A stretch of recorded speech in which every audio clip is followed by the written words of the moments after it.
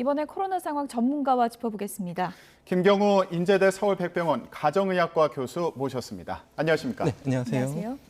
달라진 거리두기 내용부터 좀 짚어보겠습니다. 인원은 2명을 늘리고 영업시간 제한은 풀질 않았는데요. 그만큼 영업시간을 규제하는 게 더 방역에 효과적이다. 그게 정부의 판단일까요?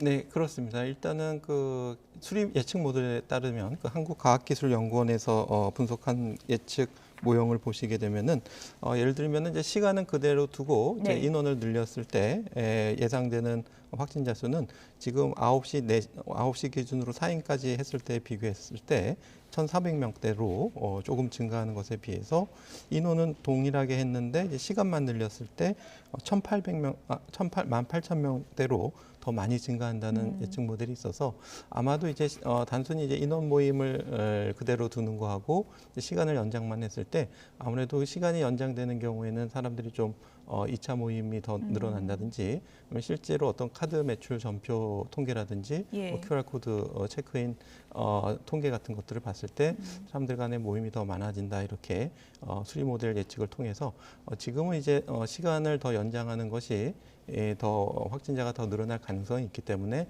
일단 인원 제한만 해제해보고 또 이제 추이를 봐서 또 추가적으로 시간을 연장을 할지 아니면 다시 줄일지 이런 것들이 검토될 것으로 예상이 됩니다.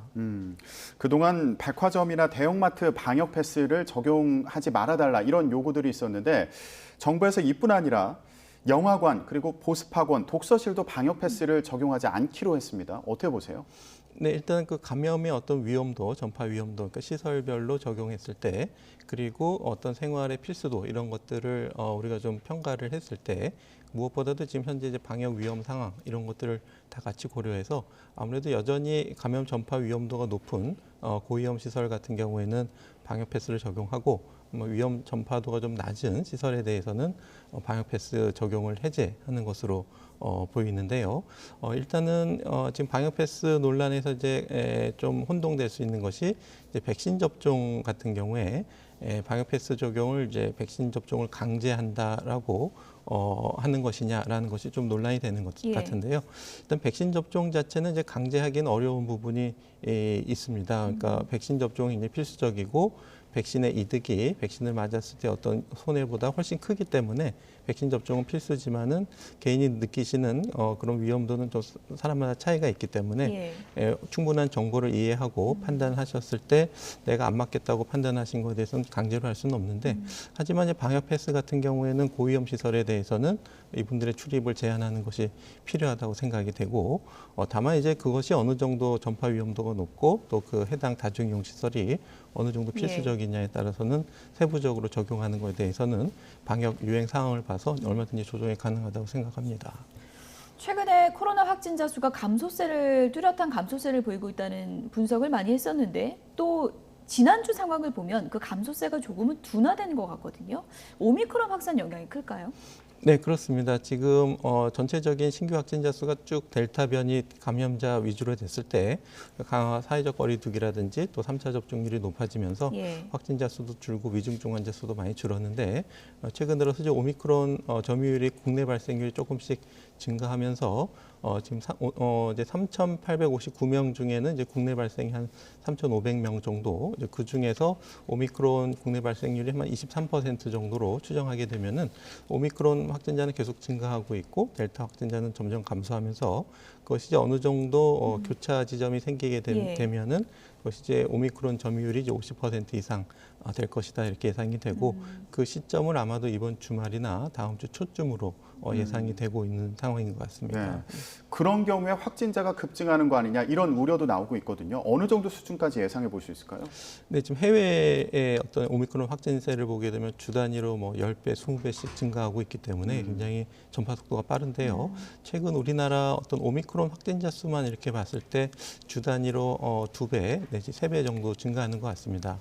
그러니까 현재 거리두기 단계, 그러니까 9시까지 사적 모임 4명을 했을 때 이 정도 확진 증가세가 보이고 있는데 현재 거리두기를 유지한다고 해도 주 단위로 2~3배씩 증가하게 되면은 거의 뭐 4주 뒤면은 뭐 20배 가까이 증가할 수가 있기 때문에 뭐 10,000명, 20,000명에서 100,000명까지도 증가를 할 수가 있겠고 문제는 이것이 어느 정도까지 증가 증가세가 계속 이어질 것인가라는 것이 가장 문제가 되겠는데요.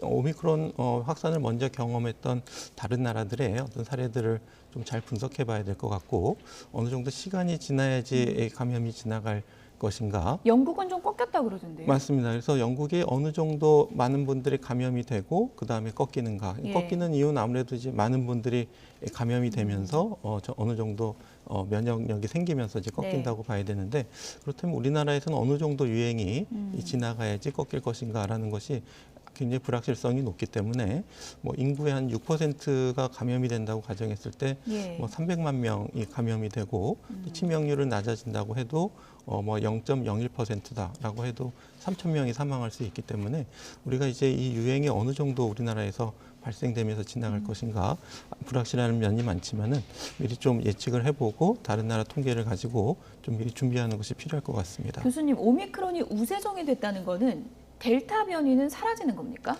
지금 해외 사례들을 보게 예. 되면 이제 지금 오미크론이 우세종이 되면서 델타 변이의 유행이 좀 줄어드는 것으로 보이는데요.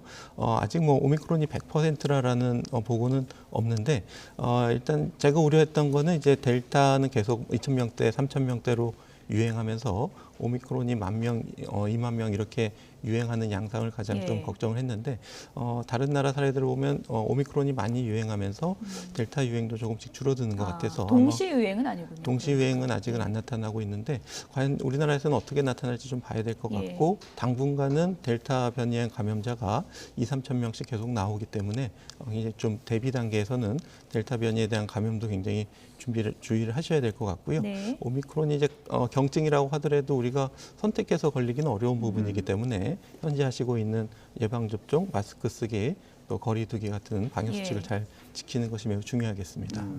아무래도 확진자가 급증하게 되면은 그 중에서 위중증 환자가 나올 확률도 또 높아지는 거 아닌가 이런 걱정을 할 수밖에 없는 상황인데 그렇다면 그 사이에 의료계 대비는 어떻게 해야 될까요?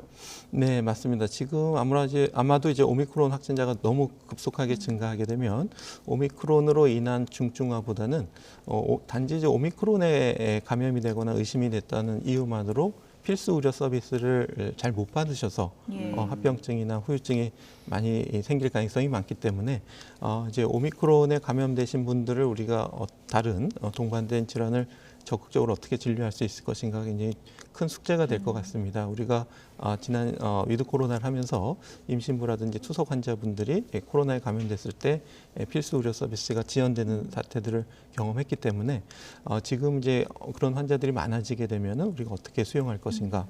감염병 전담병원에서 다 수용하기는 어려울 것이기 때문에 일반 병의원에서도 오미크론 환자분들을 적극적으로 진료를 해야 되고 코로나 초기와는 달리 지금은 우리가 백신도 맞았기 때문에 그리고 어느 정도 치료제도 있고 또 오미크론이 델타에 비해서 비교적 경증이기 때문에 너무 이제 감염 위험에 대해서 환자분들이 지연되지 않도록 적극적으로 진료하는 표준 감염주의 지침을 적용해서 적극적으로 진료하는 방법이 좀 필요할 것 같습니다. 교수님, 근데 제가 들어보니까요. 요즘에 확진자 접촉하면 원래 백신 접종 완료한 사람들은 음성 나오면 자가격리 면제됐잖아요. 근데 오미크론 확진자 접촉하면은 음성이 나와도 자가격리를 해야 된다 그러더라고요. 네, 지금은 이제 오미크론 확산세라든지 아니면은 중증화 위험들 잘 모르기 때문에 그리고 해외 입국도 굉장히 철저하게 통제하고 있어서 지금은 이제 오미크론 접촉자에 대해서 좀 자가격리 지침이 다른데 지금 이제 우리 오미크론인지 아닌지는 사실은 PCR 검사만으로는 알기는 어렵고 변이 특이 PCR 검사를 해야 되기 때문에